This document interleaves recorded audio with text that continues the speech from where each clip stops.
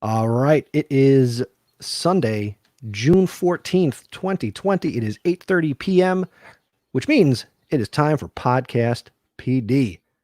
My name is Chris Nessie, at Mr. Nessie on Twitter. I also host the House of Ed Tech podcast, and I am joined this fine Sunday with my podcast compadre, AJ Bianco. AJ, what's up, man? Yo, what's going on out there, Podcast PD? How's everybody doing tonight? Thank you for joining us for this amazing episode that we have planned for you. Christopher, it is great to speak with you. I love our Sunday conversations, and I'm going to be upset next week when we are not together. Yeah, so we'll just get that out of the way now. We will be off next week because it's Father's Day, and last time I checked, I've got 2 kids. I win. I have 3. Well, I have 2 because I don't want 3. I used to say the same thing. The third one has been a blessing. She's delightful. Now, maybe under normal circumstances with regular people, I'd be like, you're full of it. But I believe you. No, you know for sure. I love my kids. For sure. Yeah, I love my kids. All of them. All of them? All of them. Yes, all of them. All of them. But that little miss, she's got me. That little miss, yeah. So we are live tonight on YouTube, and you also might be checking us out on Periscope through @PodcastPD on Twitter. If you want to be a part of the program tonight, come over to podcastpd.com/live. And if you want to join the show, we take your calls, we answer your questions. You can jump in and share what's going on in your life based on our topic, which we will let you know what is going on. But you can do that by going to podcastpd.com/join. And that'll get you in the green room, and we'll be more than happy to make you a part of the podcast. If you're not subscribed to the show, make sure you go to podcastpd.com/go on your podcast listening device. And I guess before we get into tonight's topic, and tonight's topic is going to be reflecting on the 2019-2020 school year. And boy, has this been a fun school year, hasn't it, AJ? I don't know if fun's the right word, but it's been a school year. It's been a year. It's been a year. Yeah. It's definitely, you know what, though? This is a year that we can still look toward as a lot of growth and a lot of, I guess, risk taking and a lot of positive thoughts going forward. That's what I think, at least. Yeah, I mean, we'll get there.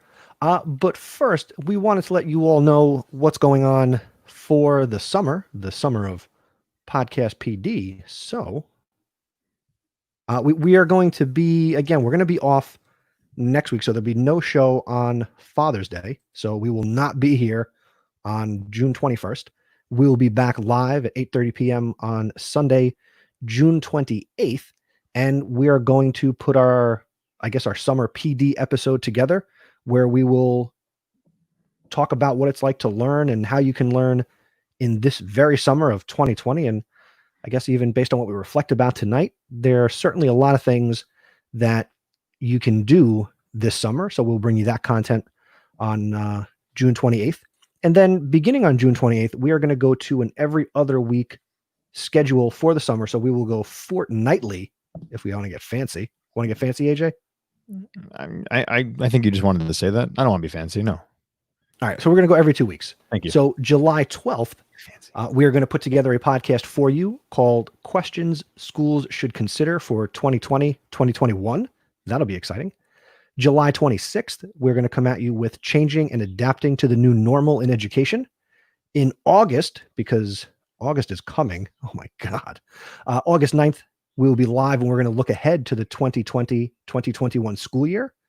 And then on August 23rd, we will do our annual back to school special for the 2020-2021 school year.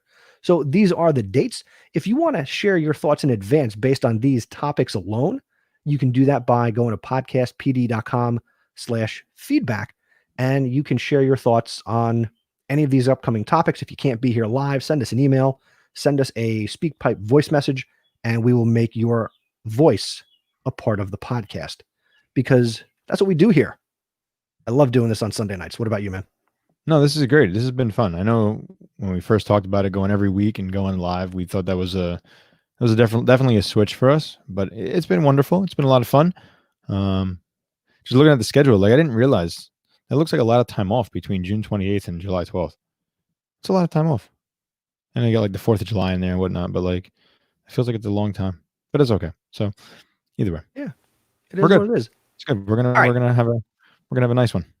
Yeah, it'll be a fun summer. And again, this is actually something new this year where normally we take the summer off and we do, the Podcast PD Voxer group and things like that.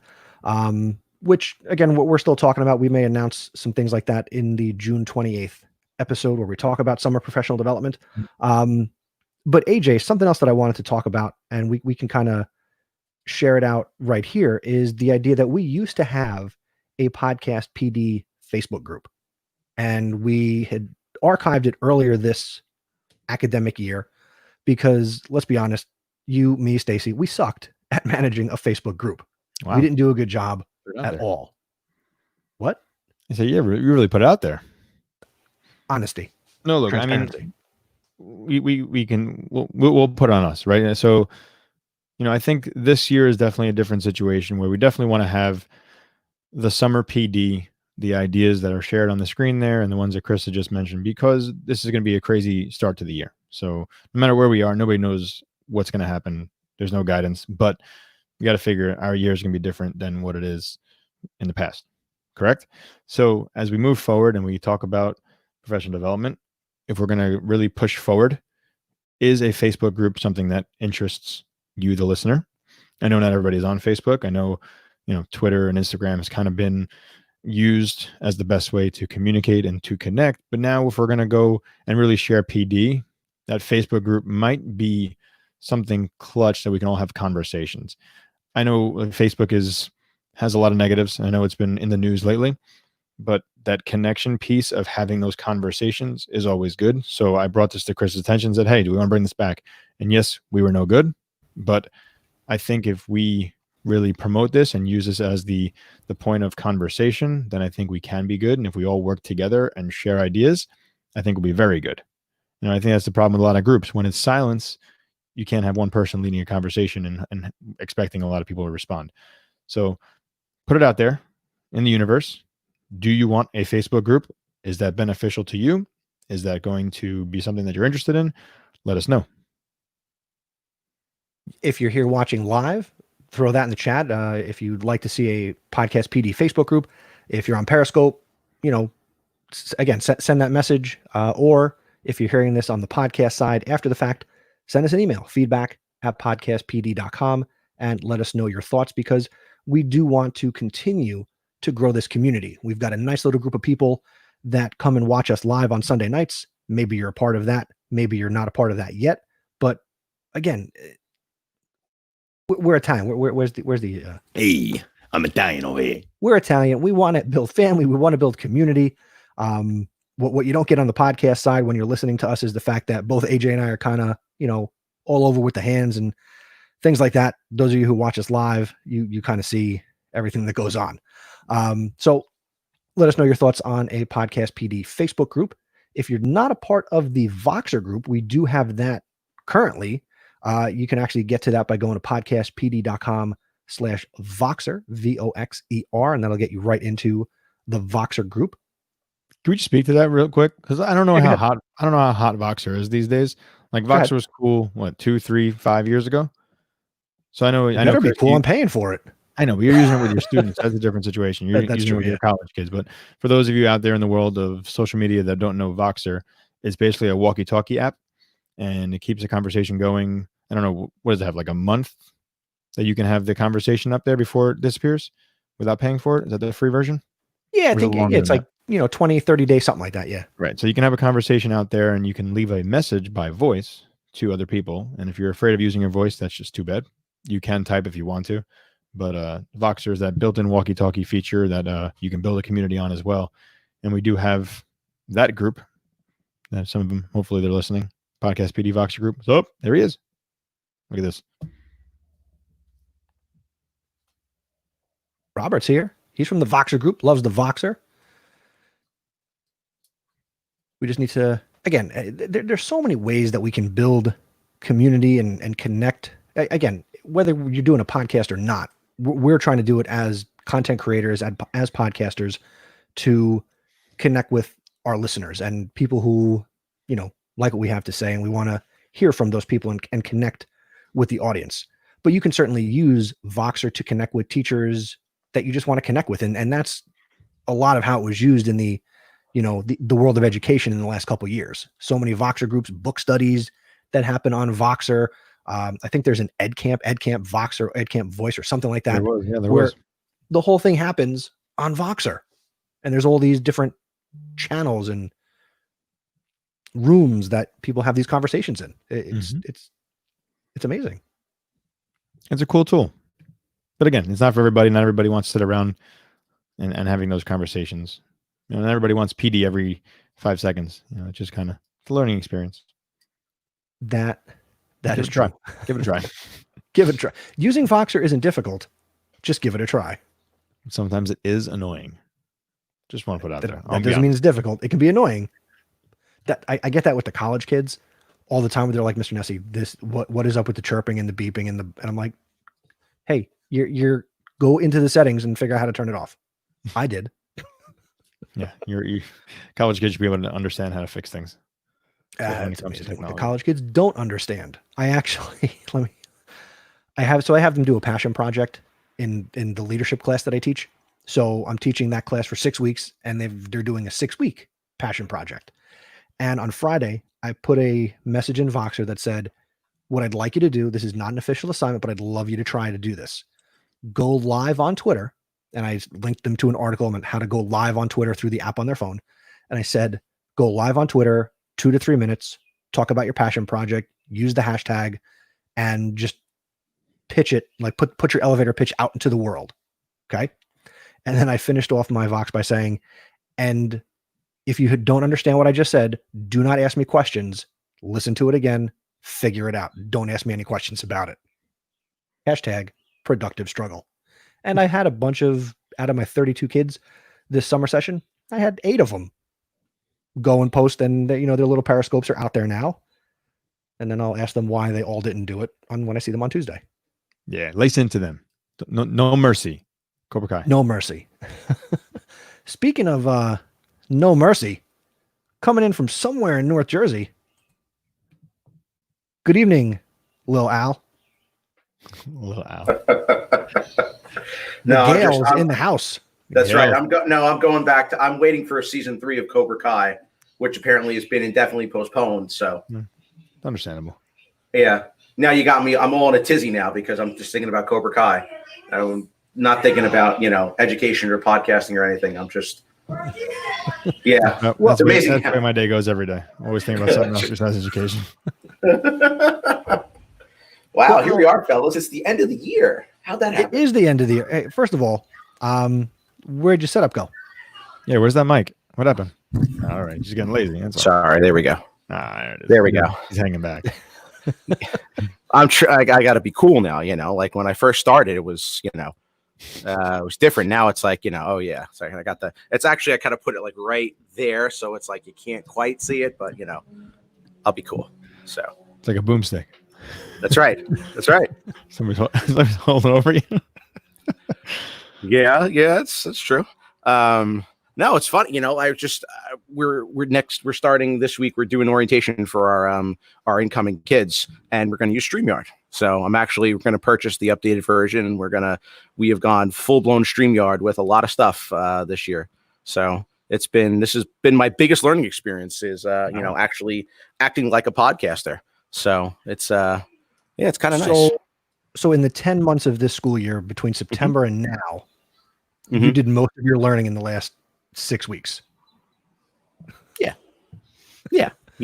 But it's funny because I did not know, like I told you guys, I didn't know you guys existed. And then all of a sudden I heard about it and got into it. And I'm like, you know what, let's make it legit, because I think I heard myself on the playbacks. I'm like, wow, I sound pretty terrible. So at least let me, sound good, even though if I don't have anything, intelligent to say, at least I'll say, at least it'll sound good. And started with the setup, and then we started with we were talking about doing our open house, and my director of admissions, we're like, do we do Zoom? I'm like, you know what? Why don't we try StreamYard?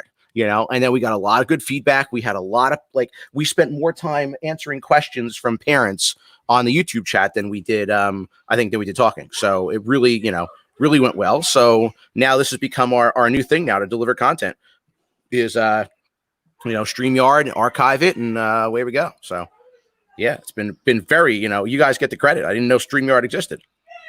That's all, Chris. I take no credit for anything. I love the timely cheer of one of Al's children in the background. Yeah, I'm surprised that I can't. I got my finger on the mute button if I start hearing swearing. So luckily on YouTube there's a delay, so maybe it'll get filtered. But yeah. No, this has been fabulous. This, getting and trying this and putting out a whole new way, for. And really what it's going to be is we're going to do a lot of stuff over the summer with the incoming kids and whatnot, stuff that we don't have to, what we would normally do in person. Nice. So, yeah.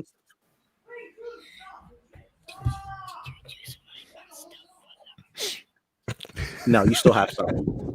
No, did you read my order? AJ. Yes, your brother. So Al learned about StreamYard. What has this school year been for you? Because you came into this school year in a new position, in a new district, in a new capacity. What are your thoughts? Yeah, this year has been it's been a year. Like I really can't put into words right now. I mean, I know I was thinking about this, but this year has definitely been something different. Being out of the classroom, being in that leadership role has been fun in some ways, but it's been quite challenging, especially with these last 3 months of remote learning. I feel like there was a lot that I had to learn in the beginning.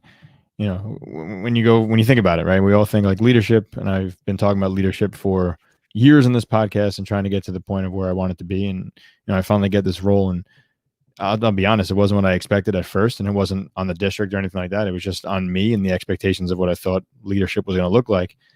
But, there was a lot of lessons I had to learn. There was a lot of things that I had to learn the hard way. There was a lot of conversations that I had to have that I've never had before. And there was a lot of feedback that I got that was both positive and negative. And to be honest, during that feedback, I asked the person who was giving me the feedback to be brutally honest. So having conversations with my direct supervisor and my superintendent, I'd said, please, don't beat around the bush. Tell me what it is that you want me to do and how I can be better, because that's what we always focus on, is the improvement. So, I definitely did some good, and I definitely made some mistakes, and I'm looking forward to year 2, and I know how to improve, and I really can't wait to improve, if that makes any sense. It does make sense. Now, as you think about this school year, what do you think was your greatest success? All right. Well, I mean, when you think about the success, I think I built some pretty solid relationships with some of the teachers. I miss the kids. I didn't get a chance to really make much connection with the kids as I would like to. That's just based on the role. But there were times when I was in the elementary school and subbing for the principal, and the kids got to know me. So that was fun, hanging out with some of the kids during like lunchtime and phys ed and bouncing around during recess. So I got to build some relationships, but I didn't build enough. I think the biggest success probably over the last 3 months is really getting this thing of remote learning off the ground and helping teachers feel confident with what they were doing, whether it was live instruction or if it was digital tools. That was definitely something I can pat myself on the back, that a lot of teachers who didn't know these tools got a lot of tutorials from me and a lot of one-on-one, so they can really take on these challenges. What about you, Al, what? Oh, me? I want to hear from you. Yeah, you. I'm asking you, Christopher. Don't be the host. I'm asking you. I think, going into this school year, there was some big differences for me. Again, high school social studies. I spent the last couple of school years working with basically the same in-class support teacher, my friend Brian. And we, for the first time since we had been working together last summer, we got together in August and, brought a couple of root beers over to his place, and we sat and we were like, we're going to plan out the first, 3 months of the school year, September, October. November. Let's really, get a plan in place and what we want to do with our projects, being that I'm a fan of projects and not so much tests and quizzes in a traditional sense. So we got together, we planned it all out, and we just had these grand ideas of what the year was going to be. And then we found out we weren't teaching together at all. So I had a plan, but I didn't have what I would consider to be like my partner to help me execute that plan the way that we could, based on who we are, and we work really well together. So I had 2 in-class support teachers who I've worked with both before, and their approach is always, all right, Chris, you do what you want to do and we will support you. So on that front, I was then left to do all the planning on my own. And I do, when I work with an in-class support teacher, I do want to involve them in the planning. So it's not just Chris's classroom. It's our classroom.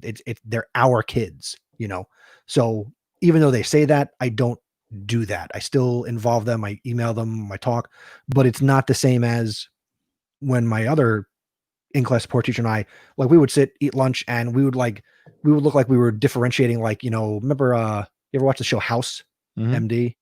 We'd be like that on the dry erase board, like mapping out curriculum and, all these things. So the year started off not working with him. Then it was also adjusting to a new administrator. So in my school, there are 4 vice principals, 1 per grade level, and each one takes on either one or a couple of academic areas to be the in-building supervisor. So we had a new supervisor in the social studies department in this VP, and that relationship has been fantastic.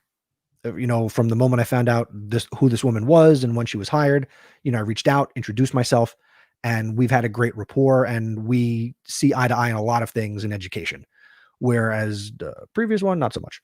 But so that was a positive. Then it's just, my year is always, with the population I work with, we would classify it as transient. So kids come in, kids go out. And the joy of working with 9th grade students is, again, a joy. So it's I didn't really go through a lot of change this year because I still kind of do what I want to do. And my goal is always to try and create an engaging opportunity and an experience for my high school students. So I do that to the best of my ability. And we just had this thing kind of screw up the whole year. And I feel bad that my kids didn't get to finish the year the way that I wanted them to in my class specifically, and again, just I didn't really face any challenges until March 13th. So what do you say was your biggest success for the year? Just based on, you didn't have challenges. You had a couple of curveballs thrown at you at the beginning of the year, from what it sounds like. But what was your biggest success from September until March 13th? Engaging my students. I take pride in the fact that if I look around my school, kids don't cut my class. And I've talked about this before. Kids want to come to my class, whether or not they want to learn history or not. They like to come to the class because of, the climate and the culture I build within my classroom. I think that's very important. And I try to set a tone and build upon my ideas and incorporate them as early as possible right away in September. So each class is its own community. So that was good. If I was going to have to pick a success, and you didn't ask this, but I'll throw it out there anyway, but I'd say my success since we were out on distance learning is the fact that I was able to, flip the switch. I obviously know technology, Chris Nessie.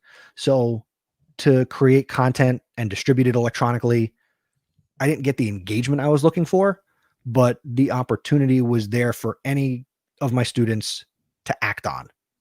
No kid can look at and say, well, Mr. Nessie didn't know what he was doing, and I couldn't learn because he didn't know what he was doing. So I think that's the best thing. I think the engagement for everybody was lacking. So the fact that you can bring it to the kids and you can get them interested in the content with the different tools that you are comfortable with and that you have, been trying out since day one. Like now this is like taking your bag of tricks and just emptying it out on the table and said, pick one, just whatever. Here we go. Like it's basically what you do in your classroom, but now it's just a different environment for them. Well, and this worked out too. And like Al said, and Al is still with us, but he's being polite. He's muted, but he's here. StreamYard proved to be very powerful because I could have attempted to manage Zoom or Google Meetings with my students, but knowing my students, and I think that's something we talk about a lot, know who your students are. And my students get YouTube, as I think so many kids and people in general, we understand how this platform works, right? So to have the ability to have it recorded, to have the engagement and the interaction, again, when I had to go remote, this platform, I think, was the lifeline for my classroom because it gave me, both in the high school and at Rutgers, the ability to have a place where I could still be me as a person and as a teacher. And, more so with the Rutgers kids, they were able to say to me, both in survey and to my face virtually, you engaged us. And so many of my other professors, it's just like, all right, here's the rest of the syllabus. Here's the assignments. Here's the due dates. Go. Yeah. Or it's Zoom meetings that were like, hello, is my microphone on? What? Huh? So yeah, I guess that's where I'm at and how I feel. Nothing wrong with it. I agree with Chris because I do the same thing now. For years I was doing Google Meets, Google Hangouts at the time with my graduate students, and I got negative feedback. We didn't sign up for an asynchronous course. We shouldn't have to meet even like twice a semester. We shouldn't have to come on at 8:00 on a Thursday night. This is not fair. And some of the higher ups were like, yeah, they should be asynchronous and all that, blah, blah. And now it was, once we moved over, all of a sudden it's like crickets, the schools that I work at have been scrambling to do these, mass trainings and all that. This is just another day, like nothing's changed. Nothing changed from, pre-pandemic to pandemic. It was just, you roll with it. It's because I've been doing this for a while. This isn't anything new to me, and I think that's your students see that, if you're genuine and ed tech isn't something that's, you have to think about, it just rolls with what you do. It's cultural, then it's just, it's seamless. And I think they appreciate that. I did a Zoom with my graduate class. I'm doing one tomorrow night. I did one with the other class a couple weeks ago, and I haven't done it in a couple of years and they're like, oh, this is great. Like, we get to meet each other and, they just really, they enjoy that, so I think it's worth, those couple of, maybe twice in the term where I see them face to face.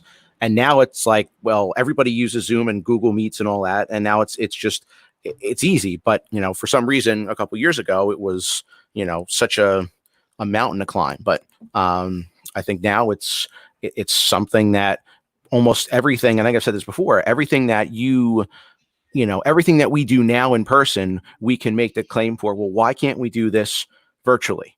Or why can't we do some of this virtually? Or why can't what we're doing in person have a virtual stream or simulcast at the same time?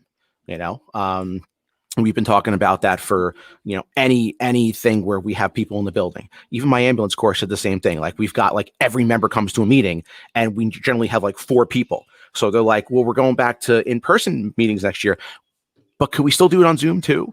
I'm like, sure, I'll bring my tripod and my camera and I'll put it there. And if that means more people get involved, then let's not just go back to the way it was. Let's, continue on this and, and use it because it's become ingrained in the past 3 months. So why not, why stop now?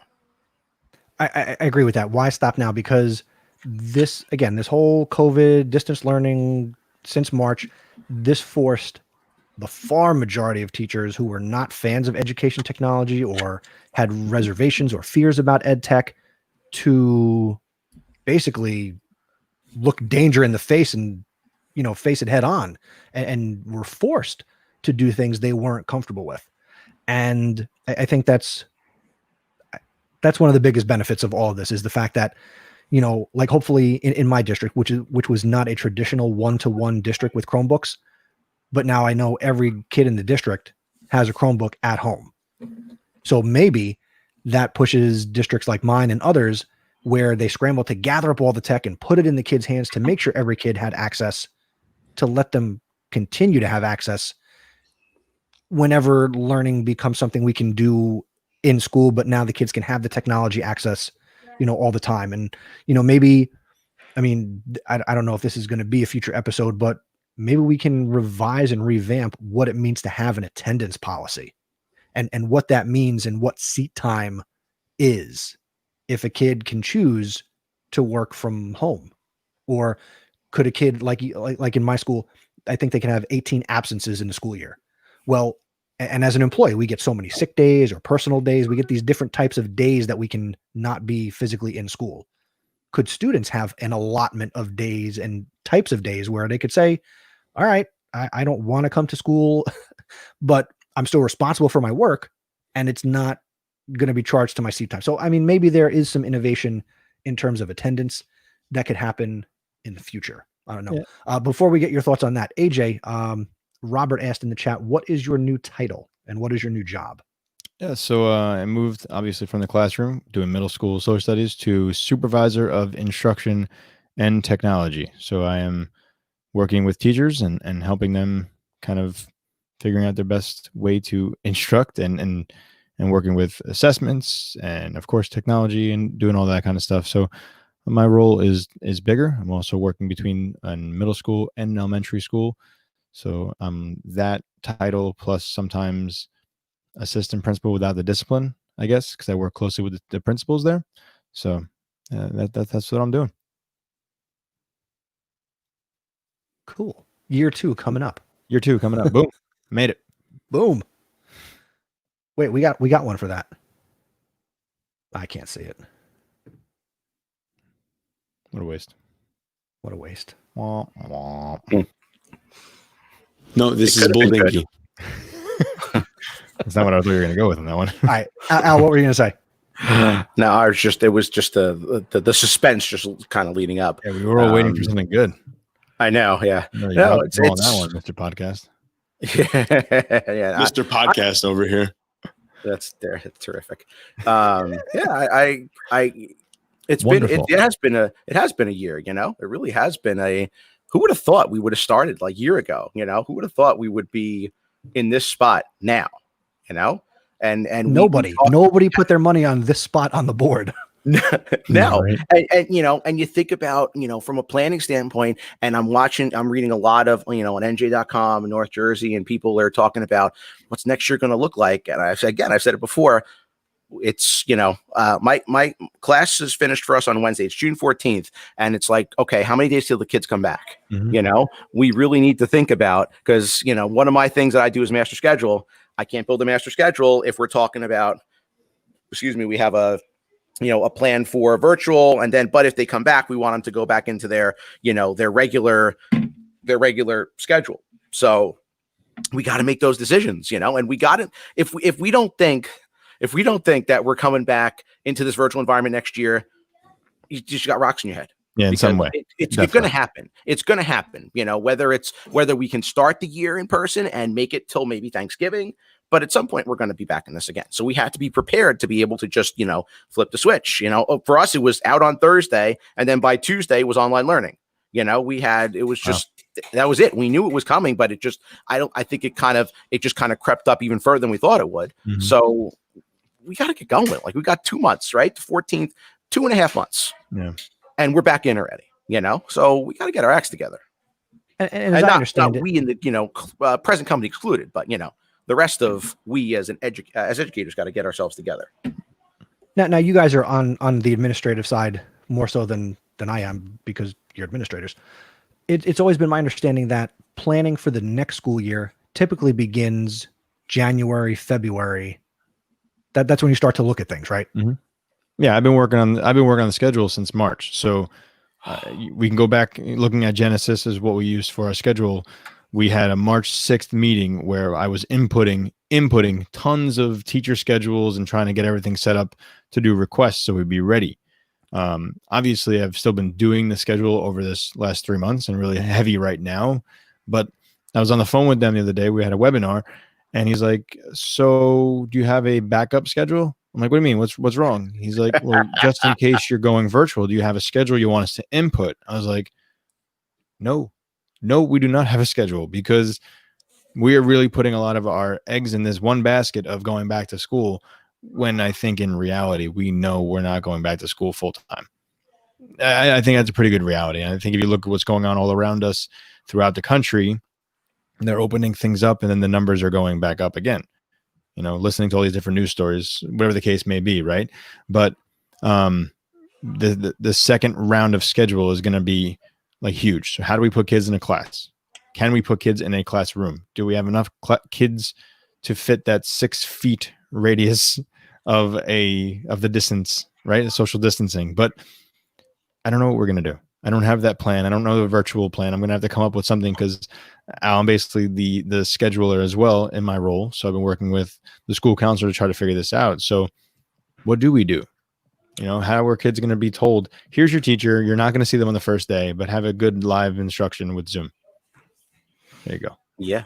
And we've been looking, one of the ideas that came up was, right now our kids take 7 classes and they take 6 on any given day. So they drop 1. Mm-hmm. So potentially looking at a modified block, 4 periods per day, half the kids in the building, half the kids virtual. And then within that, like within a period, you would have potentially half of a class getting, in one room with the teacher, and then half virtual, in another place, but they're still in the building.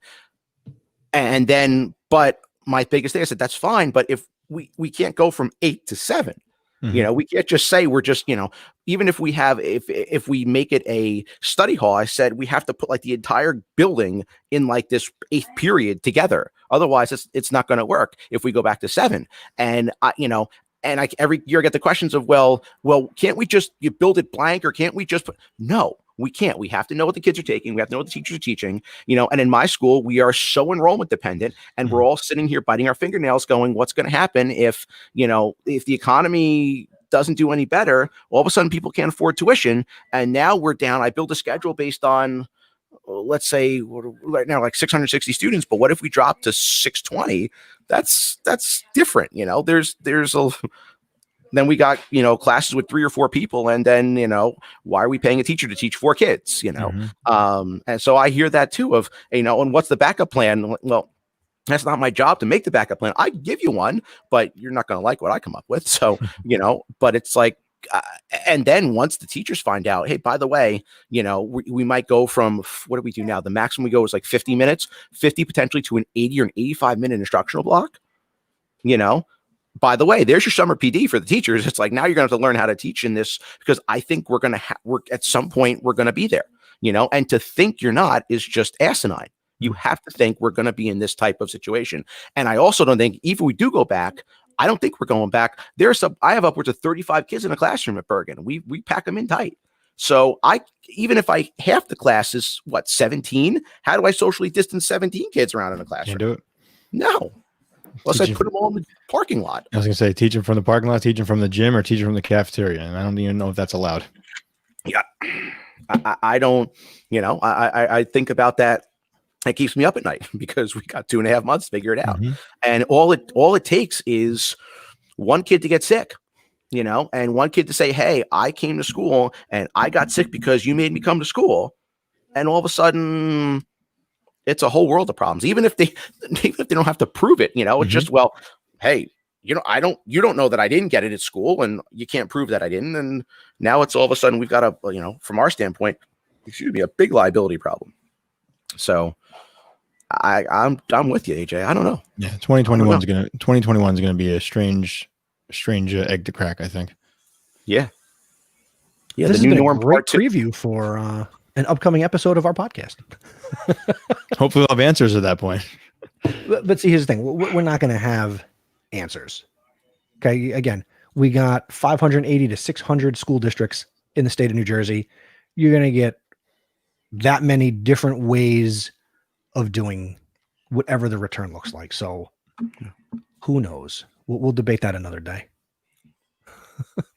Al, what was, did we talk about your biggest win of the year? No, we didn't. And I was thinking about that. This is my first year.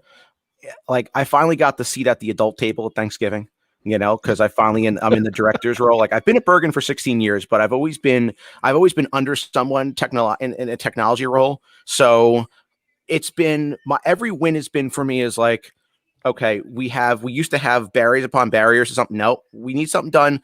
How do we make it happen? Or no, we can't do it because it's too expensive. Or what do we need to do? Like that's it. I have no patience for all the middle. So, from technical standpoint, we did stuff that, no one's going to see that. Wow, we took our MDM and put it in the cloud, and we put it in the cloud like 3 weeks before we went in pandemic mode. So, like we can do all the summer process that we would normally collect laptops and whatnot. We're not doing that. So, to me, every time we could do something and knock out all that middle process, to me, it's like big win after big win after big win. Why are we doing this? Why do we have, why do we collect every kid's laptop at the end of the year, even though they own them and we hold them and we image and this is dumb. If we can't come up with a good reason, we're not doing it. And that's how we roll. I'd like to see a lot of education take on what you just said, which is if we don't have a good reason, we're not doing it. No.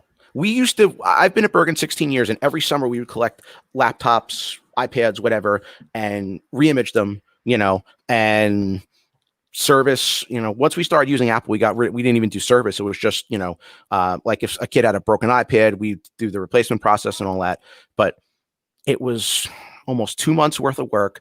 Oh, my screen wasn't scratched when I gave it to you. Now it's scratched, blah, blah. Why? Why can't they update their OS? Why can't we do this on, tomorrow I'm going to start with, I have a couple kids that work for me. We're going to do virtual Zoom help desk. So they're going to be on for 4 hours a day. If you got a problem, you're going on Zoom and you can talk to one of these kids who will walk you through whatever your problem is.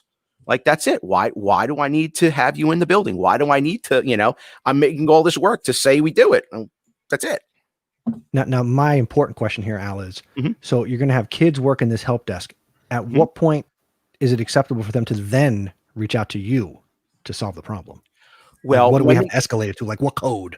Yeah, well, when it gets to a point, generally it's, I get, and they're pretty good because I have kids that are college kids that are graduates and some that are actually current students. They'll get an email and they'll look and go, yeah, you got to answer this. Because either it's somebody who's got an attitude or it's somebody it's something like legitimately it's like, I don't get this. Generally they'll try. And what happens is when they send it to me and I'm like, no, you could try harder, because I'm still in teacher mode. I'm like, you know what? You're not going to get anywhere if I solve the problem for you. So you're going to Google it and figure it out yourself. And there might be times I don't know what the answer is, or I'll tell them, hey, listen, I don't know either. I'm going to do the same thing you would, is I'm going to Google it. So get on and figure it out. So generally I leave them if it's really bad, like if they're really like, okay, I tried this, and this, and I have no idea. But generally it's not stuff that's really, it's really difficult. It's just either time consuming or it's, we have the parents that are, why isn't my child's laptop or whatever, like relax. It's just, whatever it is, it takes time. So, and that's how we do it. We don't, if you want to answer from me, I might get back to you next Tuesday, but if you want to answer right away, I've got kids that are ready, willing, and able to answer questions right away. And most of the parents are pretty good about that. And there are some that are like, I need to speak to Mr. Spiegel. Oh, well, okay. That's like, it's like when you go to church, you have to receive communion from the priest. I'm like, as long as I get communion, it doesn't matter who I get it from, Amen. Amen. There you go. Nice. But I also make sure that I've got kids that are just, they might not know anything about technology when they start, but they are eager and they want to work and they want to learn. And that's what I want. I don't, the geek stuff helps, but I've hired so many kids that are like, it's like, I don't know what imaging means. I don't know what this means, but teach me how to do it and I'll do it, or I need to do the same thing 800 times and I'll do it. So yeah, you never know, but I'm lucky that I have that ability and that budgetary ability to have kids that work, for us. And they're very respected by the teachers too. Like the teachers will go say right work to for kids. me. Work for me. I'm an only child. So, they do work for me. They all work for me. It's my staff and my kids and blah, blah. But I have to say things, like us and we and collaborate, That's what they tell me. I got to get paid for that, but whatever. At the end of the day, I tell them, no, you work for me. Even though I like to say, like, I have a graduate who's 20 something. He works for me, but like I generally let the kids work for him, but I'm like, at the end of the day, you'll work for me. So that sharing thing is tough. I haven't mastered it yet. So maybe I'll get there by the time I'm 50, but now. Baby I'm gonna steps. have to change his name from Lil Al to Big Al. That's right. That's right. There's no, Big Al, the tech boss. That's right. It's funny, you know what? Because I will tell you this, and I didn't start this at all. I don't get any kid that worked for me. I either get Spiegs, boss, or boss man. I never get Mr. Spiegel. It's just and people looking like, what do you mean? They just called you boss man. You're answering, yeah, because that's what I don't know how that started, but it just kind of seeps every year. Like the kids that just get hired learn from the older kids, just call them boss man. I'm like, okay, call me boss man. That's fine. Works. Boom. There it is. That's what you wanted before. You were looking for that one for like 40 minutes. Right. Boom.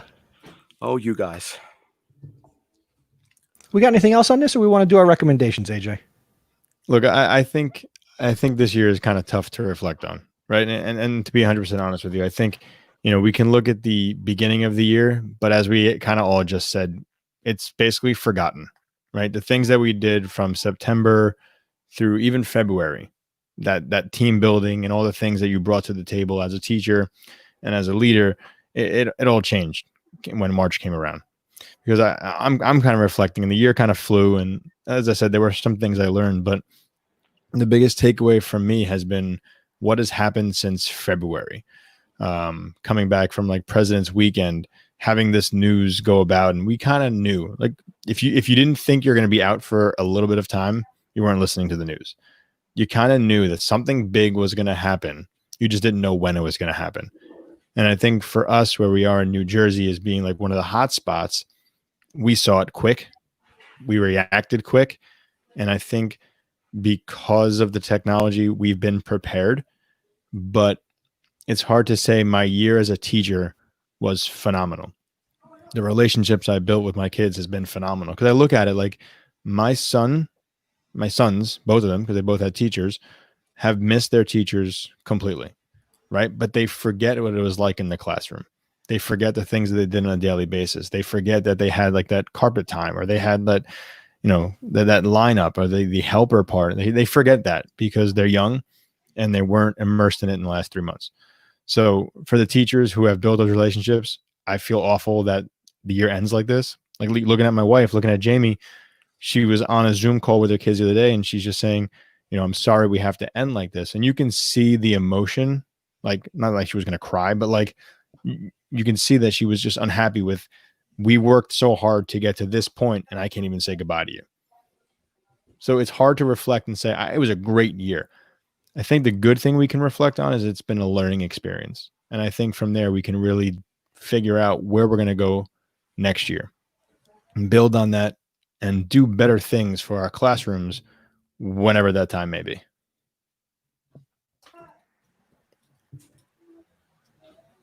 It's absolutely true. I mean, that's, my kids' teachers just came to the door Friday with a little goodie bag, and it was like almost emotional for them. It's like, this is the first time they've seen them in 3 months. And it was, the Ring doorbell said someone's at the door. So the one walked to the door, put the bag down, and then stepped back. So that when we opened the door, it's like, and they're generally like, they're always hugging the kids. And, it's like, I can't, it's like we can wave and, but that's it. And I think that's for my children has been tough. My big guys, we were talking about this. He's graduating, moving on to 7th grade. It's a new building and all that. And it's like, you're going to have something. Yes, you're moving on, but it's not like the traditional, he didn't get the Spirit of New York cruise and the bus trip here and this. It's like, yeah, you're going to drive up and someone's going to give you a Ziploc bag with your certificates in it, and like, good luck in 7th grade. Yeah, it's weird just not to be able to close the school year, which just feels weird. My middle son graduated preschool, and they're like, come and take pictures. And I was expecting like a camera person to be there and take the picture, but no, it was us standing in front of congratulations. We took a picture of him. Unfortunately, we couldn't even take a picture as like a family because there's nobody there to take a picture for us. So the diplomas were in a Ziploc bag on the side. We took a picture, and we left. And we had a 10-minute window because nobody else could be there. So like when I think back to my older son's pre-K graduation, that we had everything. We had the music, we had the songs, we had the celebration. And now it's like, here's your diploma, here's a picture. Remember this forever. See you. Have fun in kindergarten. Yeah. Yeah. And I think that's, not being able to close, not being able to have that.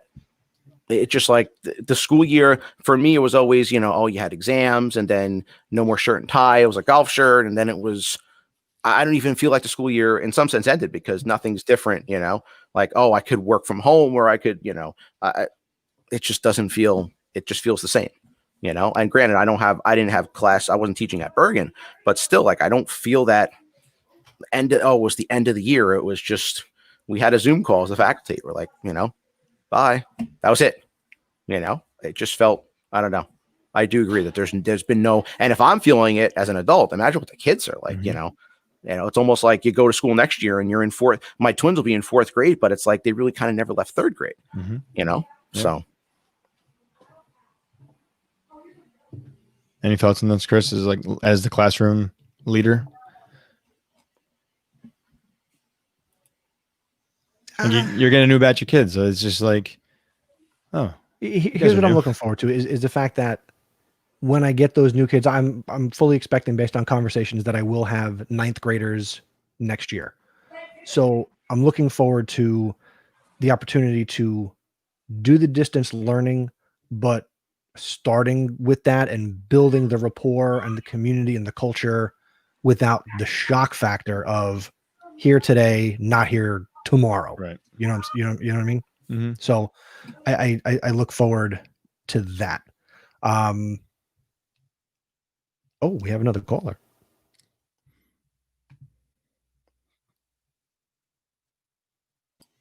Tell me where you from. What's up, Jill? Hey guys. Hi, Joe. Jill from someplace nicer than where we are. What's up? Oh, so I kind of want to just kind of jump on the bandwagon a little bit late and just say, you know what? It's hard for all of us. As an elementary school principal, I'm used to seeing my kids every day, used to seeing my staff every day. And, like everybody around this table has been saying, it's surreal. And you know what? Yes, we've got the plans to do the fourth grade moving up procession. We've got the pick up for the other grade levels. We've got our kindergarten teachers going out and making deliveries, but it's not the same either for us. And as leaders and administrators, we have to keep in mind, we have to also remember the fact that we have to kind of keep that glue that holds the staff together, that holds the families together, and think about how we can best make this experience the best that it can be. And that's kind of what I'm doing right now. Ooh, sorry. Real life. Attack of the ring light. Love save. And You used to be a goalie, Joe? And it just kind of like, just remember, like, we're all human and it's okay to show that emotion. And like tomorrow for me is my fourth grade moving up and clap out. And so all of our kids are coming through like our horseshoe during the day. And yes, we're doing, like AJ, like you said, the drop off, the pickup, but at the same time, it's that connection. And we have to remember that we are all doing the best that we can in these times. I know the answer to this question already, Jill, but I'm still going to ask it. Are you proud of the work that you were able to do this year, given the circumstances? Do you reflect on this year and say, I did a good job? I do, but I also know that there's areas that I could have been better, quite honestly. I mean, I'm dealing with elementary school kids, so I'm dealing with 3-year-olds from pre-K all the way up to fourth graders, and there was not only COVID, but a lot socially that is going on in our world that we were trying to navigate and trying to um make it, what we do, make it better and make it easier for our kids. And that, I think, is the one area that, maybe I could have done a little more, and maybe I could have reached out to more people. But currently, do I think we did a great job?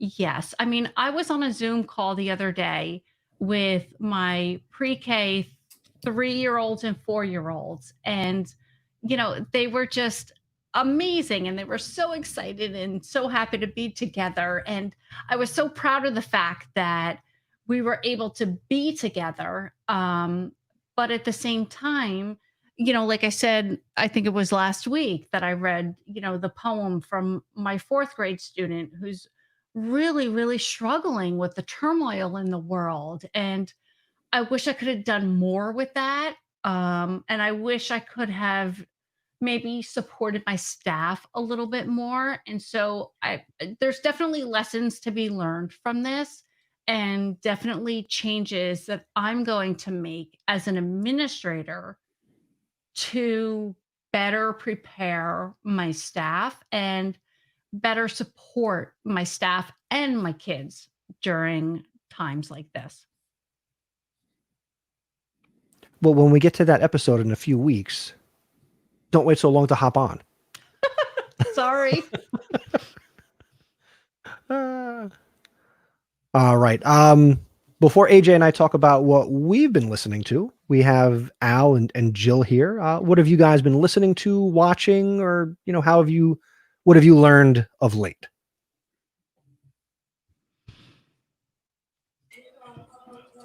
Ladies first. No pressure. Thanks, AJ. So I've been listening a lot lately, quite honestly. There's so much, but I've also been rereading. One of my favorite books is White Privilege, and having deep conversations with friends of mine regarding issues around and concerning race. I mean, it's a big deal. It's in the headlines right now, and as it should be, undeniably. But also understanding that here I am, and I have to recheck myself before I can check myself. And so I've been doing a lot of that, and I've also been listening to a couple different podcasts. One of which is, hang on, let me just pull it up real quick. I have been listening to a lot of the podcasts regarding race, and it's a lot of different ones. So whether it's the Happy Hour, whether it's NPR, or whether it's Reply All, like there's plenty of them that are talking about these issues right now. But I've just been trying to be open and understand that as aggressive as I've been, I'm still learning myself, and that's something that I am definitely doing.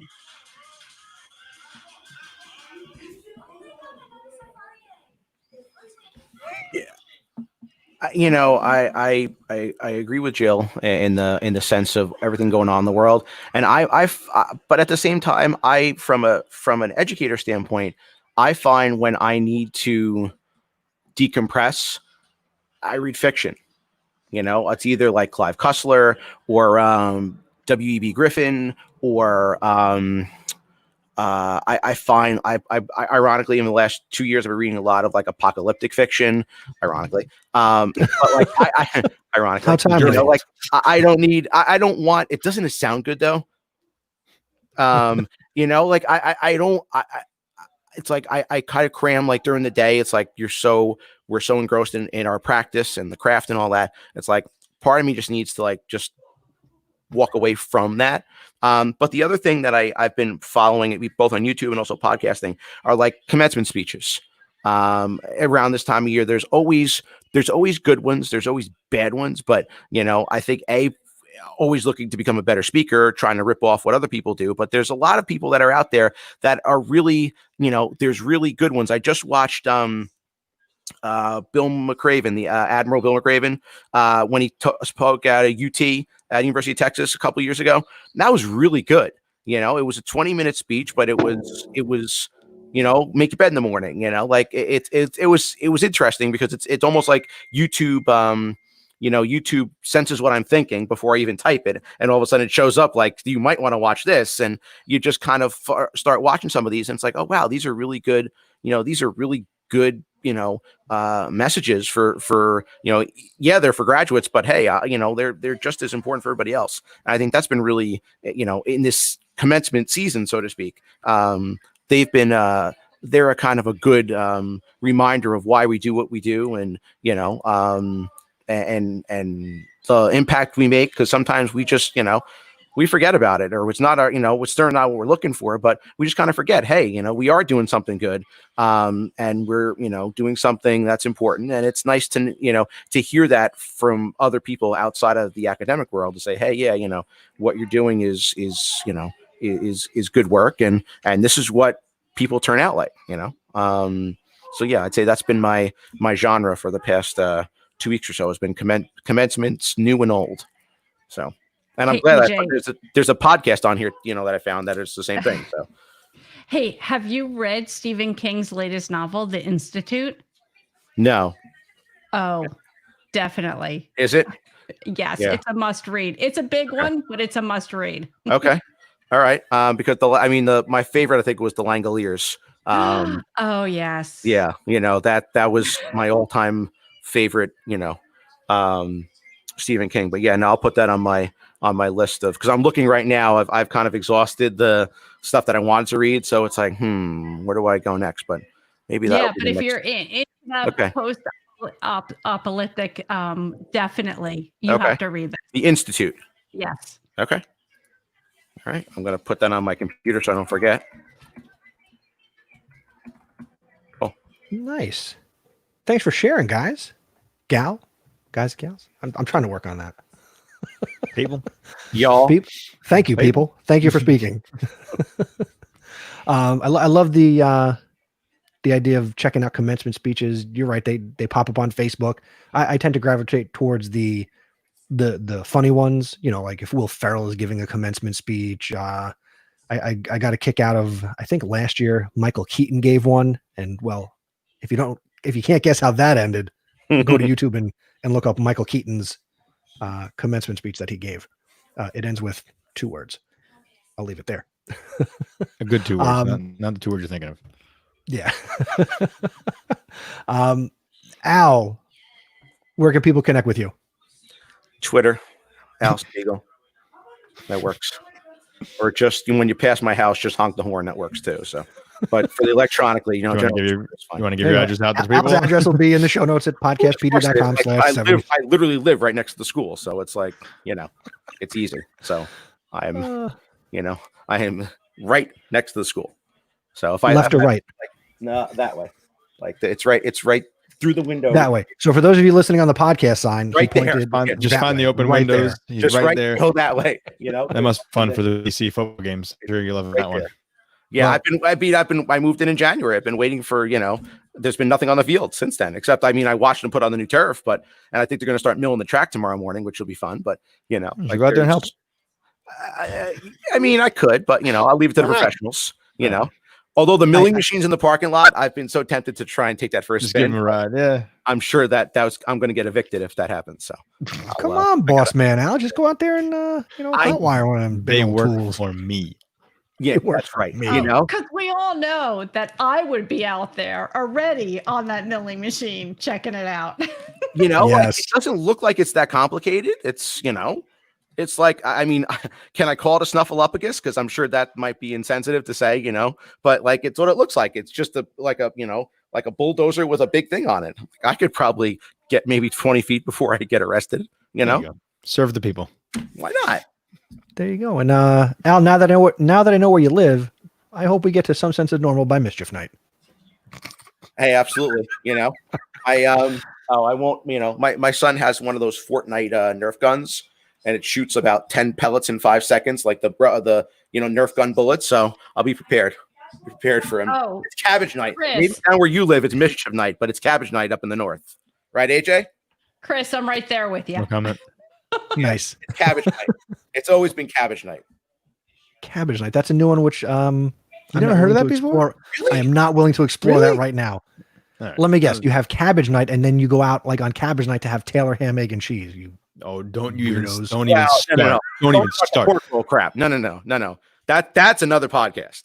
But up here in the Another north, podcast in we and by call October 30th cabbage night. It's always been cabbage night. Since I was a young lad, it's always been cabbage night. Jill's looking at me cabbage like, night. You know what? I'm the host. I get to do stuff like this. Jill, where can people find you and connect with you?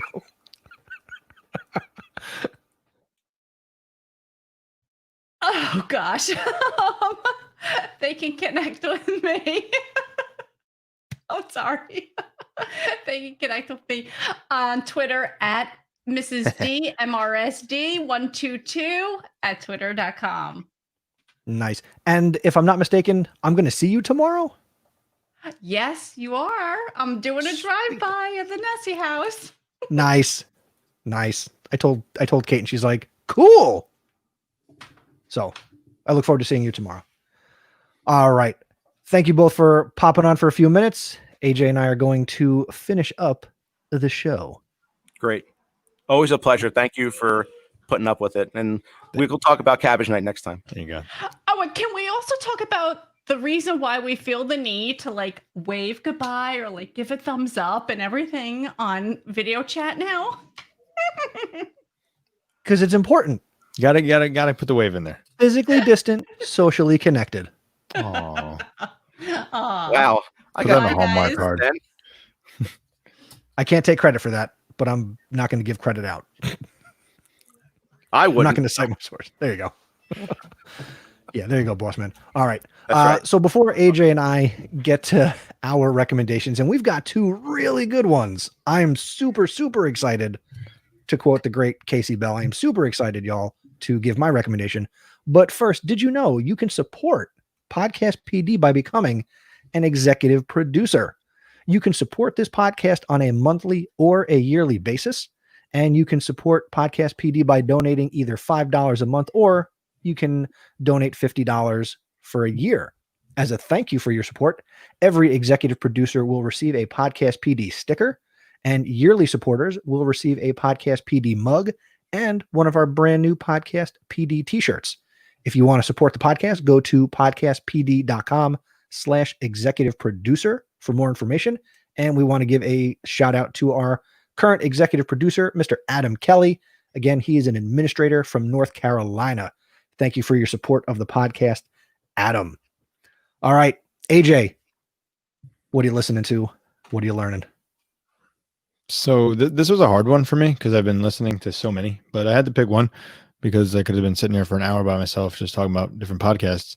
But with one, the 5 a.m. Miracle, which is a podcast we have recommended time and time again with Jeff Sanders. And this episode I'm going to recommend, there's no numbers to it, but it's Charisma and Confidence. And it's featuring AJ Harbinger from The Art of Charm. And basically this gentleman, AJ, full name, he has this little company here where he coaches people called The Art of Charm.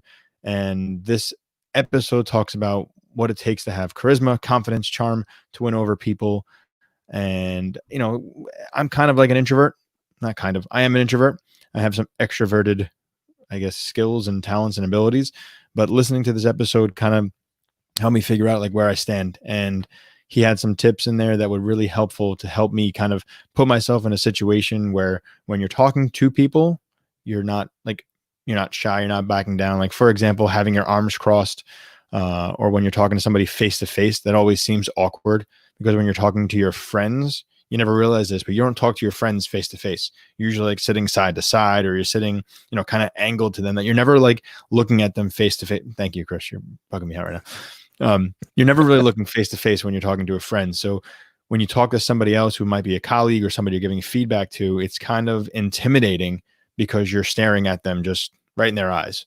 Right. So he gives a couple of tips as to how you can angle your body so you feel more confident and more comfortable, having your arms down, responding in certain ways to show that you're more listening and not thinking about how to respond. So if you're kind of like me and you're looking for these different ideas, give it a listen. It's good. It really is. Nice.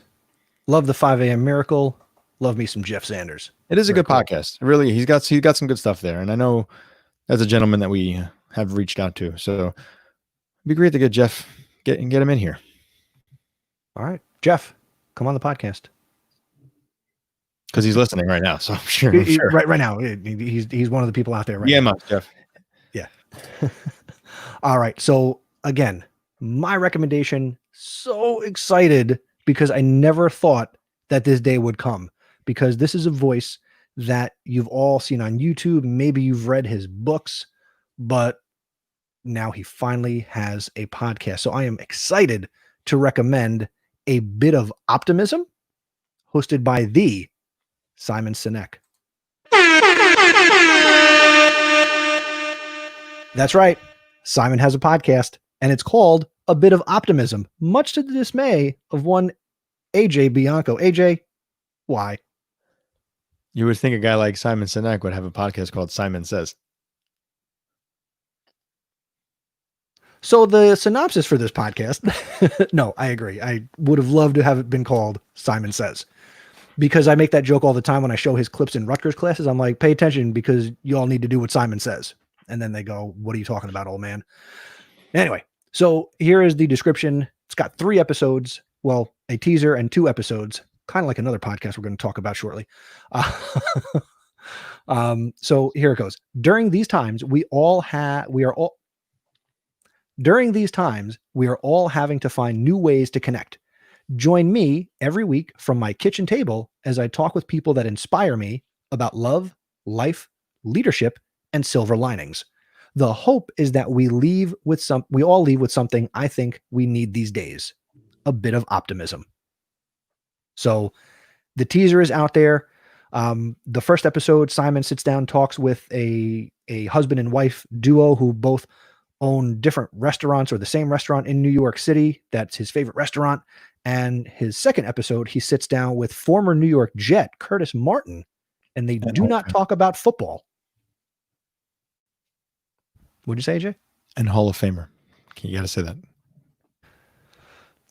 It's not really the first thing that comes out when I think about Jets players, but anyway.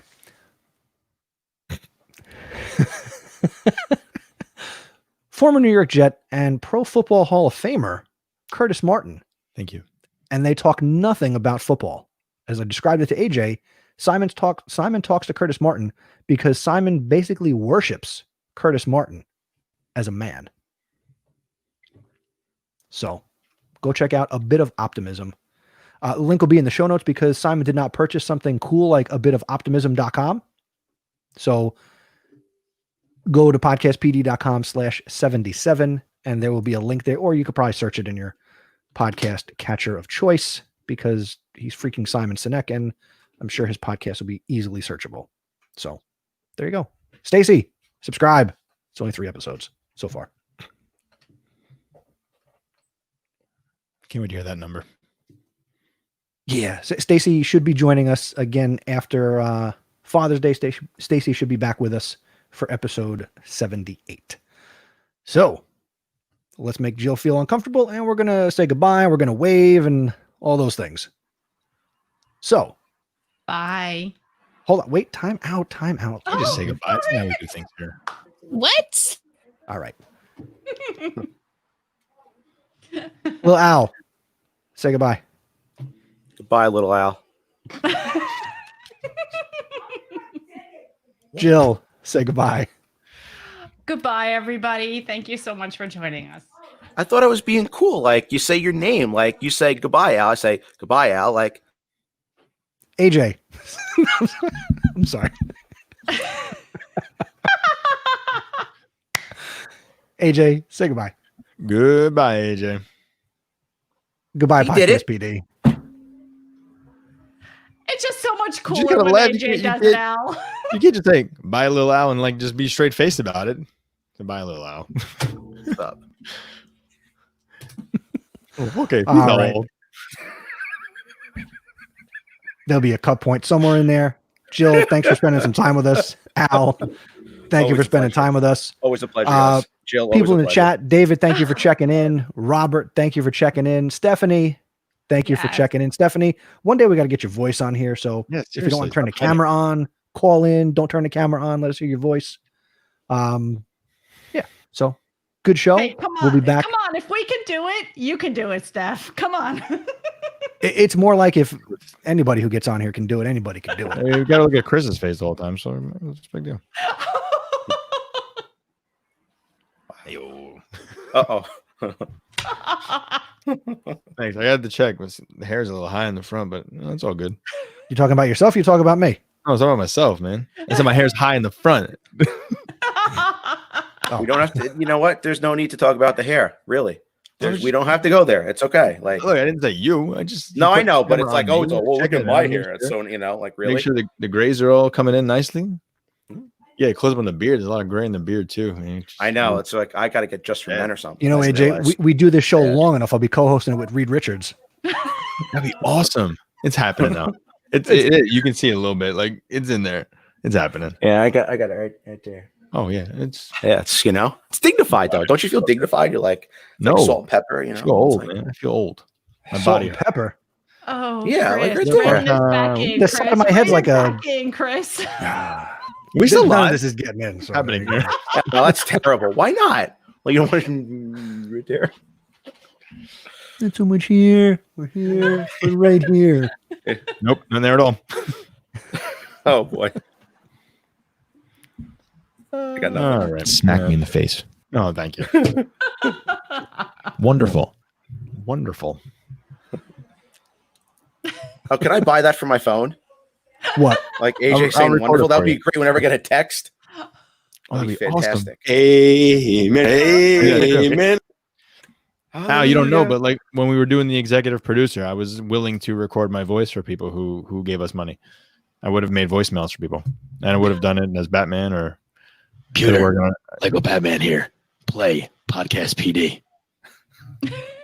I could have done it. I could have done Elmo too.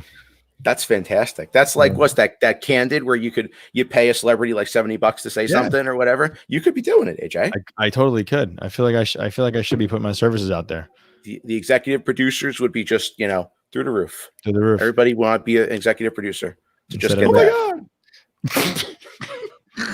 No, this is Bull Dinky. All things I have said probably during episodes or while Chris was recording me that I had no idea he was recording me. Chris Nessie to the rescue yet again. Thanks, Matt.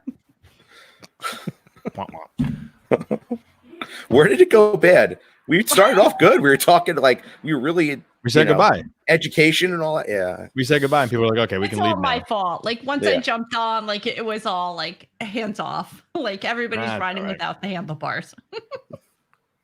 Chris, I absolutely hate you. Truth. Yes, no, she actually said that. Yeah. That's real. True that, yo. Eventually, it will get to the point where I'm going to release an episode of this podcast.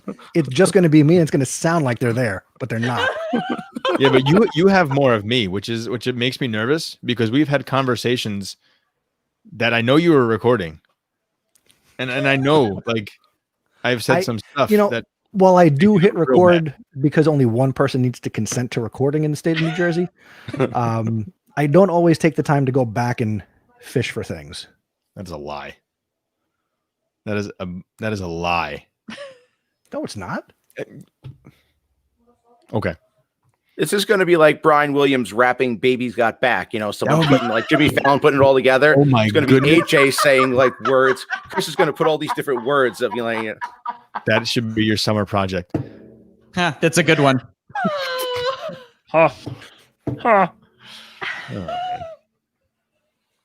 Maybe one Al's day. got back.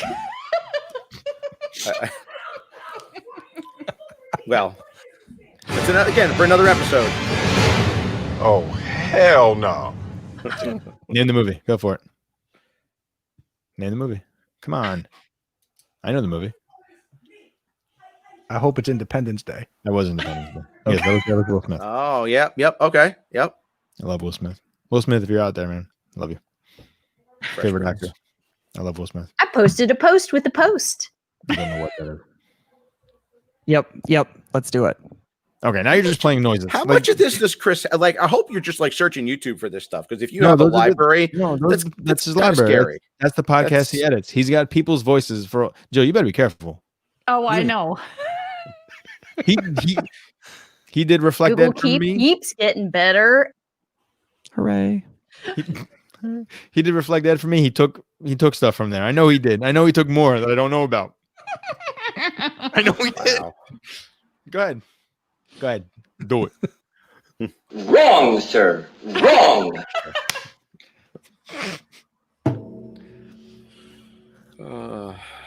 Here's a fun fact for those hanging out on the post show. We talked how like AJ and I will sit and like just like chat at night. I went through my iTunes library the other night of all the TV theme songs that I have, and he was playing Name That Tune to TV theme songs. I was really good at it too. You were really good. You watched a lot of TV as a I child. told you I didn't watch a lot of those shows. I just know the songs. Yeah, I would play that here, but then that would get this video flagged on the YouTube. So we'll have to do like a TV Name That Tune Google Meet hangout.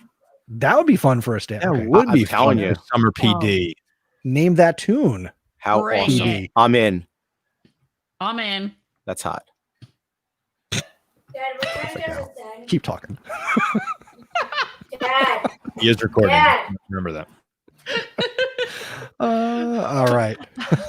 Oh, All right, that's so hot. That clip alone I really hope is that- I is worth Really money. hope he keeps that one. That one. Just take that. You know what? But I say that about everything, though. It doesn't matter. It's like that's hot. You still in the 90s? Thank you for There is isolating it again out. for you, Chris. But it is. It's like you know. Yeah. like, What did you say? you want here? Go ahead. Silence before. That's hot. Silence after. So now you can grab that if you want the clip. You got it. That's my gift for you tonight. Nice. Thanks, Al. You made my day. I know. I try. Notice I make one person's day every day. Then, you know. You realize Chris is still recording. I know he is. It's whatever. It's, you know. It's fine. It is what it is. Exactly. Boom.